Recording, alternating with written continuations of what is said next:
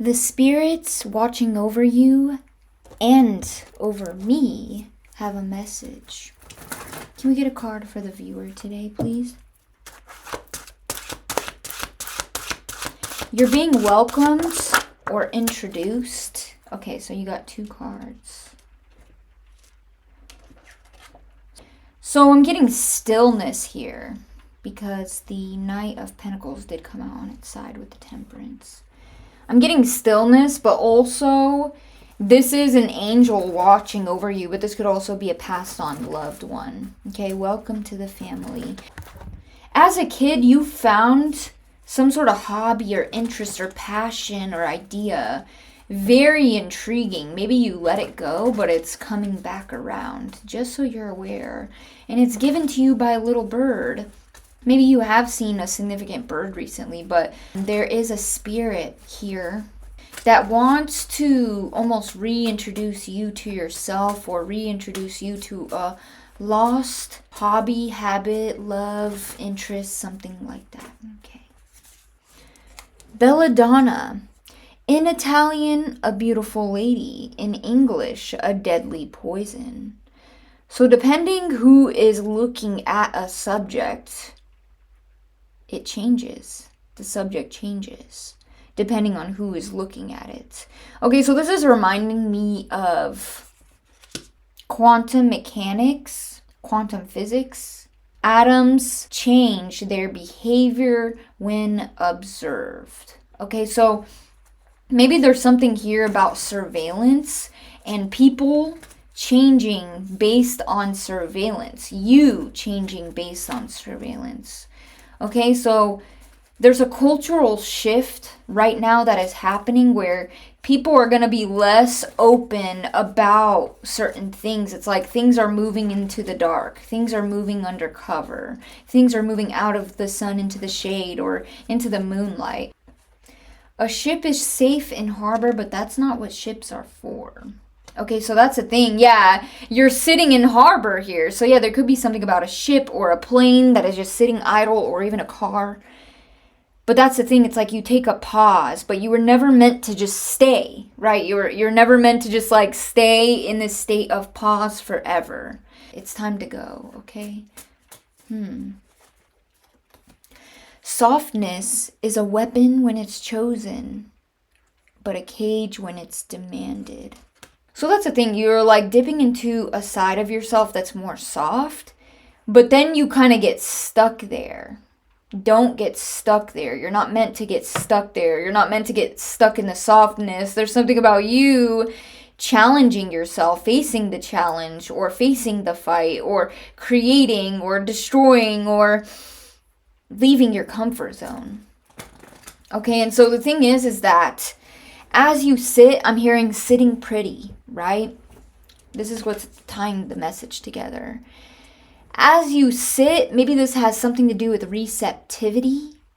As you sit, you're sitting pretty, but it's like you need to get up and move, and there's something about that, the movement being demonized. So yeah, if you are a lady, if you are a woman, or you're just feminine, there's something about a system, an environment, or other people wanting you to sit still, to be receptive, or to sit pretty, right? Or like maybe like sit pretty on a shelf collecting dust because you look good, but you don't offer any other value or use, something like that. So the thing is, you were sitting pretty, but you're not like a solitary static object. You are something in motion. So this is really getting really interesting and deep, because back to the atoms that change based on being observed. So when people are looking at you sitting pretty versus looking away, it's like you change. It's like you're the object that changed based on being observed, or who's observing, okay?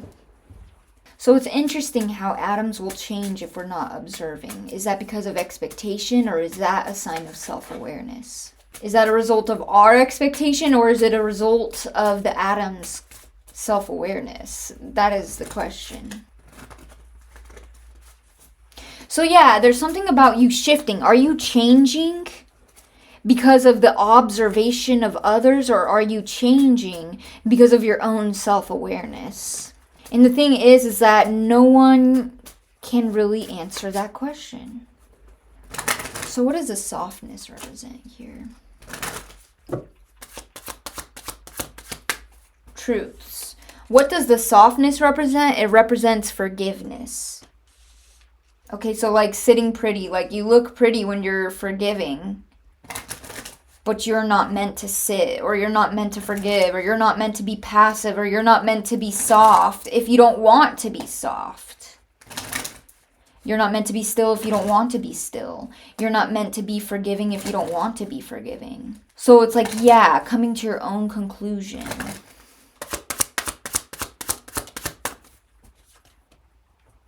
Yeah, it's so interesting. You take action.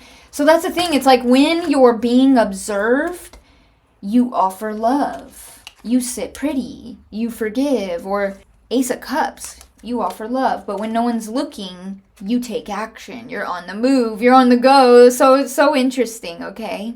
Quantum mechanics. But yeah, I'm getting to when you move fast as well. It's like, it's almost like when people blink and open their eyes again, you're just like in a completely different place. Okay, that's what I'm saying. It's like every time someone blinks, it's like you're somewhere else. And so that might be kind of scary for someone. And then they're like, okay, the unpredictability or your lack of being static, being stuck, being in one place, or your lack of predictability scares someone so much that they might want to call you like poisonous or evil or dangerous, something like that, okay? So yeah, the thing is like people could see you as being a very gorgeous, handsome, beautiful person, but you definitely have another side to you that comes out when no one's looking. Quantum mechanics. There's definitely something coming in about mediumship as well. And that's the thing too. It's like when the spirits tune in, you're sitting there, right? Listening. But when they're not, you're on the go. But anyway, so a ship is safe in harbor, but that's not what ships are for. So you're not meant to be stagnant, static, stuck. You're not meant to be soft. You're not meant to be an object collecting dust on the shelf. You're meant to be in transit. You're meant to be on the move, or something like that. There's a bug. There's a bug showing up in your reading, so someone is definitely trying to witness you. But then when they can't see you, you're on the go. And then when they can see you, you're sitting pretty. Recalibrate. Yeah, okay. So you've been sitting pretty for so long, but if you don't move, you're going to be moved when no one's looking. If you don't move, you're going to be moved when no one's looking. Because if you stay sitting pretty, you're going to get like sucked into a black hole within yourself, or a vortex. You're going to get like, I don't know what this is even trying to say. Let's see. Interpreter. Yeah, see? I can't make this up. Interpreter. You change based on the interpreter. You change based on who's perceiving you. Some may see you as a beautiful work of art, while others see you as a deadly poison. So that's the thing. It's like the datura plant, which if you look really closely, you could see in the banner of my YouTube channel. And I also suggest looking at it on a computer because it looks cool. Okay, but it's like that flower is so gorgeous, like absolutely beautiful, whether you find it in a bush form or a tree form, but it absolutely can kill you if you try to eat it. So maybe that's what it's trying to say too, is like if, yeah, you look really good sitting there, you're sitting pretty, but if someone tries to like pluck you like a grape, they're probably gonna die. I don't know. Okay, and that could be like maybe they transform or are off-put. I'm hearing Freya.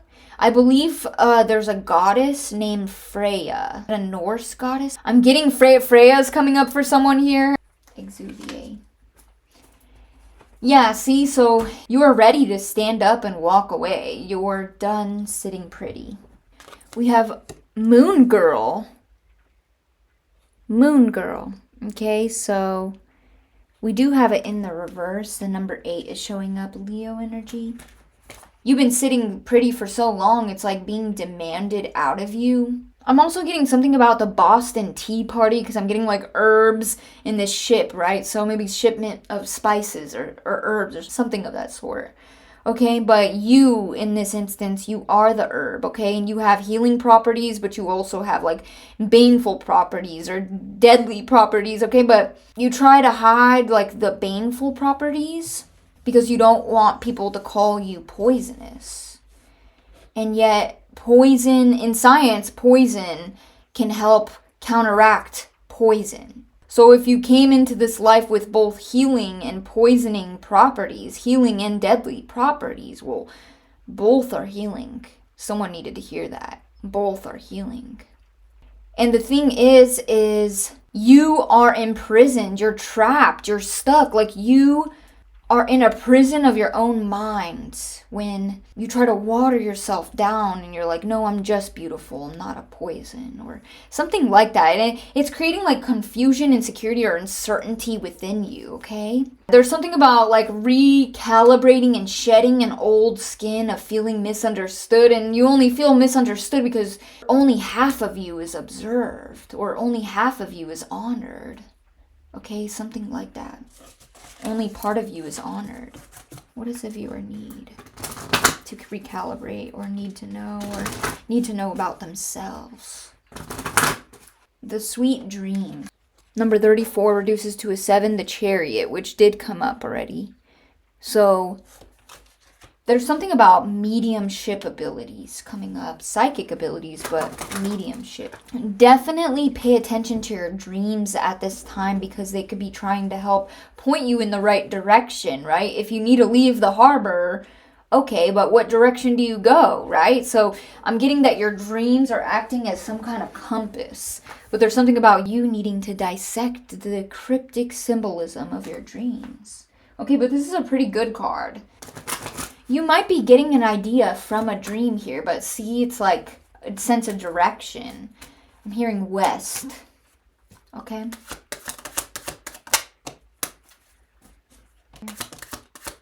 Victory, okay? And so the thing is that you may have some sort of dream where you have some sort of major success, major victory, major achievements.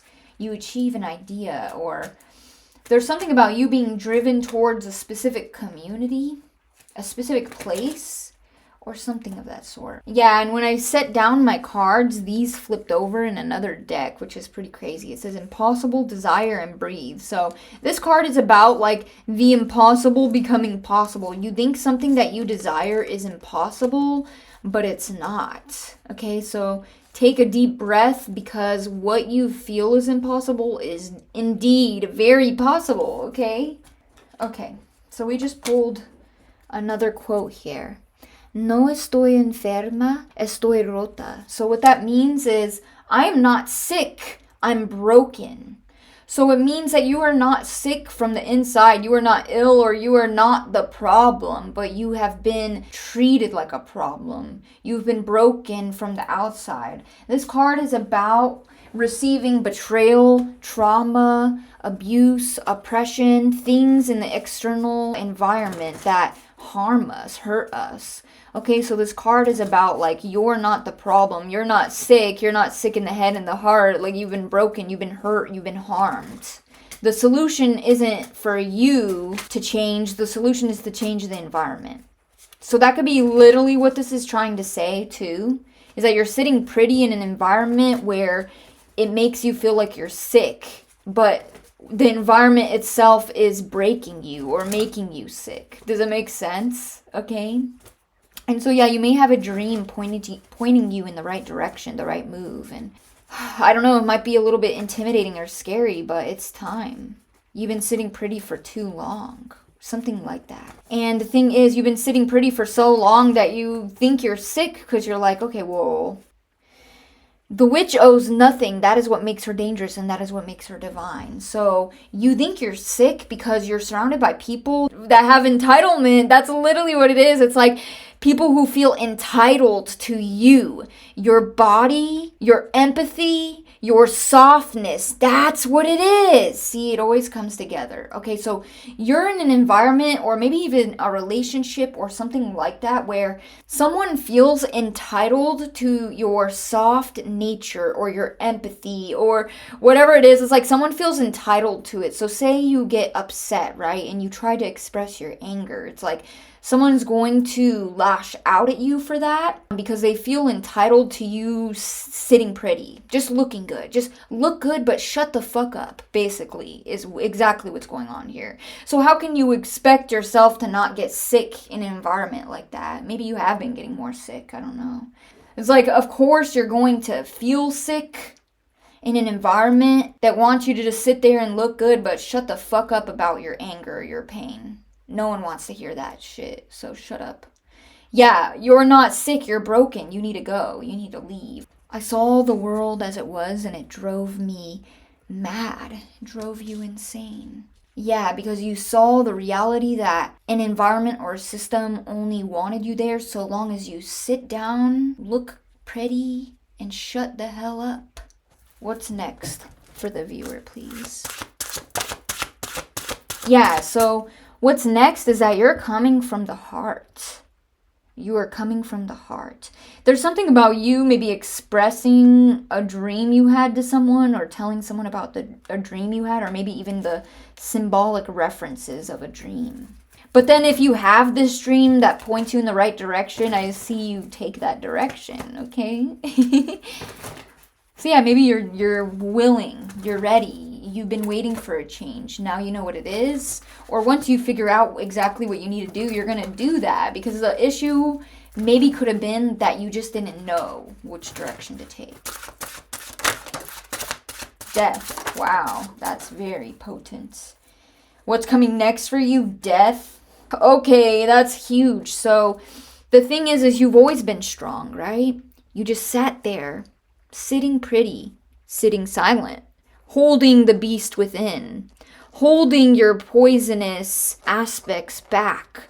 But the poisonous aspects are, in some cases, even more healing than the healing aspects of you as an herb or a flower, whatever you are, okay? But the end of this silence, the end of you holding back, or the end of you just sitting pretty because that's what other people want from you, but it was never what you wanted. Unless it is what you want, then that's what you choose to do. But when it's not what you want, choose different. That's what's coming. Okay? So yeah, you're changing state. You are undergoing a process of metamorphosis, transmutation. What's interesting too is I'm noticing that these two cards, we have someone in transit, in motion, and someone who's still. So it's like, yeah, this is the transformation or transmutation that you're undergoing. It's like, wherever there's silence, now there is movement. Or wherever there's stillness, now there's movement. Okay? So yeah, like you sat with yourself. You sat with the spirit. You sat with an angel. You sat with whatever. But you weren't meant to stay. You're meant to move. You're meant to enact what it is you learned. You're meant to live it out. Not just hold it in. Something like that, okay? What's coming next from that?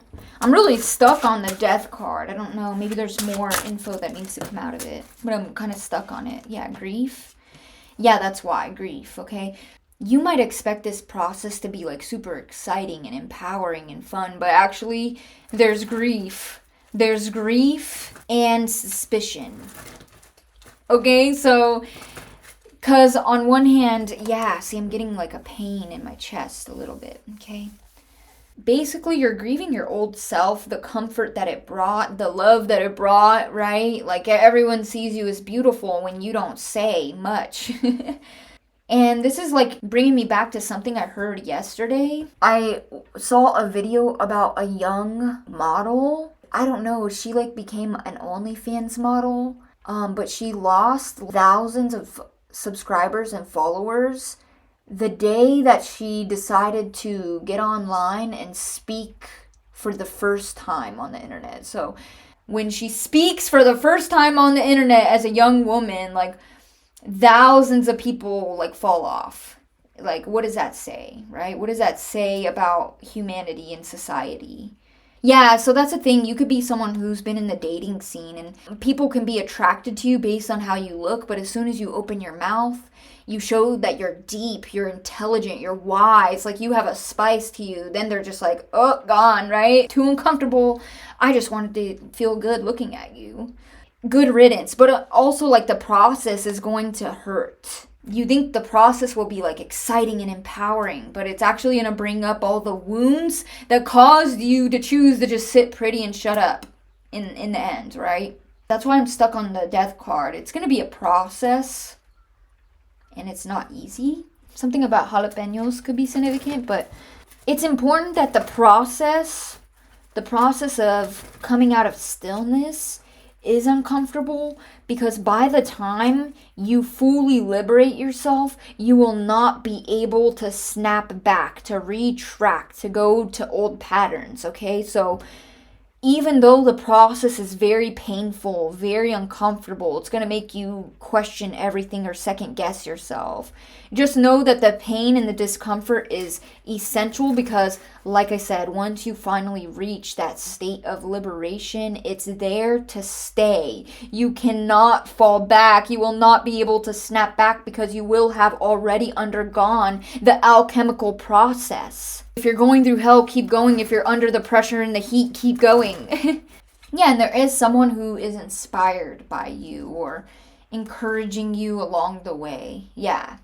There is someone inspiring you, encouraging you, giving you kindness, or following you into the dark, okay? So that's the thing, not everyone is going to like reject you or objectify you. Someone does love your voice. Someone does love the healing powers of your poison. But everything you want is on the other side of fear, pain, grief, literally. But the blessings that come after, you know, the symbol on the flag, that's what it means. It's like the rebirth, the blessings, the harvest that comes after. So it's not all for nothing. In those moments where you feel it's all for nothing, like what the hell is the point of all this pain, right? It's not all for nothing. Feast. Look, I cannot make this up. I said harvest, and now we have feast. So yeah, they're saying it's not only a harvest, it's a whole feast that is coming for you, okay? But also this could be about celebration or holidays, okay? So yes, there is a harvest at the end. The table that you were sitting at, where you were being perceived, you were being observed, you were being admired for your beauty. You start to speak, right? At this table, you start to speak up, and then people get up from the table and they leave. But then what happens next is that spirits come in, almost as like servers, right? They come in with these platters of extravagant food, and they bring it to the table, and they fill up the whole table, and it's like everyone who left your table because you started speaking up for yourself, they look back and they see you with like your ride or dies, or the real ones, the ones that never let you go, the ones that care about your heart, they care about your anger, they care about you beyond just how you look. It's like they look back and they see you guys like celebrating and eating and enjoying it and just like not being alone. And there on the outside, in the cold, in the rain, in the dark, wet, alone, looking in at you. Dry, warm, feasting, celebrating, happy, in love. So that's what's coming for you. Just so you know, that's what's coming for you. If you find yourself sitting at the table right now, when you do start to speak up, speak loudly. Make sure everyone hears you. Introduce yourself, and do not apologize for who you are. Welcome to Phenomena.